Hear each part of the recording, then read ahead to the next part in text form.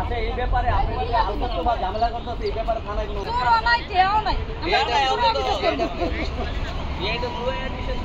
কারণ কি আপনাদের বাড়ির জায়গা দখল করে লাইছে?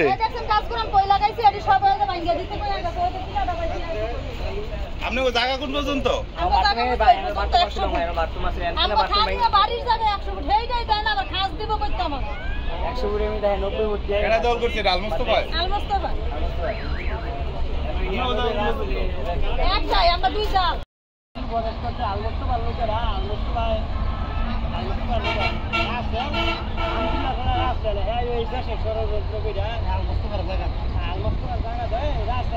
আগে অবজেকশন দিছিলাম, টাকাও দিছিলাম, আমার নামে দেয় নাই, না দিয়া মনে করেন হেরা আলমস্তফা বলে 30 ঘন্টা বলে লই আইছে আইনা মানে আমার খামার শুদ্ধা বলে রয়েছে বালু দিয়া, ভিতরে বালু আছে, গরু বাছুর আমি পালতে পারি না, খামারও পালতে পারি, খামারও করতে পারি না।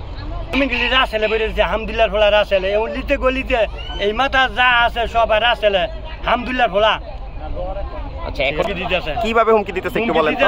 যদি আপনারা না জানেন যে এই বেগুন নামাইছে এদিকে তুললা সাফা করে নেব। হুমকি কারা দিচ্ছে? হুমকি দিতেছে রাসেলের লোক, আরো লোক আছে, আর 10-12 ভাই, 700 তো পাইলে 10-12 ভাই। এই রাসেল আলবাস্তারের লোক অনেক বছর ধরে করতেছে, অনেক বছর ধরে।